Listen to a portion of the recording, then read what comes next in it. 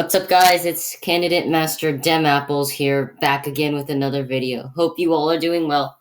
And today we're going to look at some chess traps that you might encounter when you're climbing the rating ladder. One we're going to look at from the white perspective and the other from black's perspective.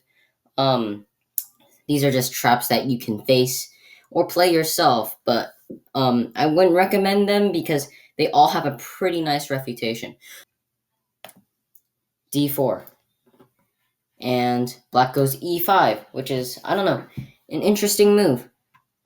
This is the Englund Gambit. It's kind of not the greatest opening, but it's pretty tricky, especially this variation. Pawn takes pawn, most natural move, and the best move. Knight c6, very logical move, defending the pawn. White does not go f4 here. This is just huge overcommitment, and White will have difficulty safeguarding his king in the future. Usually you don't want to touch the f-pawn. And after d6, black has a decent amount of compensation for the sacrificed pawn already. So knight f3, very natural move, defending the pawn. And black goes queen e7, trying to win the pawn back right away. White's greedy, hangs on to the pawn. This is what most people should be doing. And it's the most principled move, and it's a good one, right? Black still has to show some compensation for the missing pawn. Just hold on to it, right? So black's best move is actually d6, just to get lose the pawn, I guess, and then go here, get some activity. And this is some interesting position, but white is definitely better here. Up material. And what is black's queen doing? I'm not sure. But instead, black can try this tricky move, queen to b4 check. Now, white's best move here is the very, very logical bishop d2. Other moves just don't cut it, if you think about it, right? Queen d2, makes the most sense other than this. This is a fork on the bishop and the king. Queen d2 addresses this, but after queen takes b2, you're not defending this. If queen to c3, trying to do some weird x-ray defense, bishop e4 comes, and whoopsies, your queen is gone. It's toast. So bishop d2 is practically the only move here. So here, black obviously just takes the pawn on b2, right? Queen takes b2, prove it. So after bishop c3, black goes bishop b4, pinning the bishop here so he can't capture the queen. And now white is in a dilemma, right? His bishop is attacked. What is he going to do about it? Say, for example, queen d3 protecting the bishop. Well, boom. Oh my gosh, that's nasty. So that's not working out for Team White. So white's like, well, I got two options, and actually neither of them are good. Say bishop takes b4, for example. Just getting off the board. Knight takes. And it soon becomes apparent that white can't defend both of these at the same time.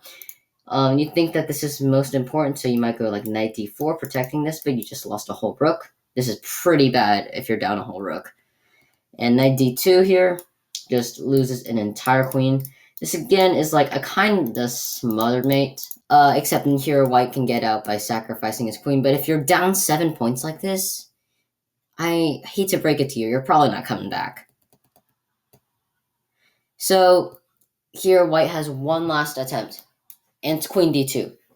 So he's basically saying, I break the pin on my king, so if you take here, I'll just take here. And, you're up 2 points, but this isn't too bad. I have some better development than you, and, I got a nice central pawn, maybe. I got some open lines, not too bad, not too bad. But, I don't know. This is not good either. But black has something much better in bishop takes c3. And on knight takes c3, you win a rook. So that's pretty nice. X-ray defense, though, to the rescue. But not so fast. Queen c1. And I actually have a confession here. When I was 1700 USCF, I was playing a game with my friend who was like 1500. I went over to his house, and we were having a great time in Colorado. And I don't know, we were just playing a blitz game, and I'd never faced this before. And I also had never played d4 in my life. And he just plays this, and I'm just playing all the most logical moves, and all of a sudden he just checkmates me on c1. I'm like, what happened? Like, it was a blitz game. I wasn't paying attention, but still, very high rated players fall for this. This is why millions of people have fallen for this trap as well. And they're well known. Maybe, I don't know, but they're very useful for you to know, just in case. Don't fall for these. And so let's see how whites can deal with this. So looking at this from white's perspective, the evaluation is not changing here. And that's because after knight to c3, white is in very good shape. For example, black's only reasonable try is here, because his queen is in a pretty nasty position if you think about it. White threatens rook b1, and after queen a3, knight b5. To say h6, rook here, here, here.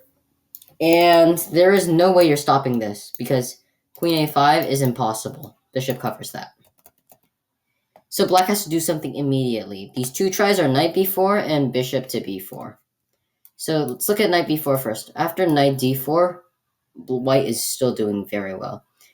And the best move is c6, but if black plays something like, I don't know, c5, rook b1 is like danger levels. Queen is worth more than the knight, and has to move. If here, then here, and then white's doing very well. Best move is queen takes, but when you're giving away your queen for something way less, I mean, white's up material here, and these pawns don't really make that great of an impression. White is much better. The other try is bishop to b4, after which rook b1, queen a3. And multiple moves work, like rook b3, for example, but it seems like grandmasters are liking this move, knight to d5. Just centralizing the knight and asking the queen, like, what are you doing here, right? I threatened this. I have a nice centralized knight. You have no development. This queen is looking stupid. After bishop a5, it even says rook to b5. And surprisingly, black has no great way to cover this pawn, which is pretty interesting.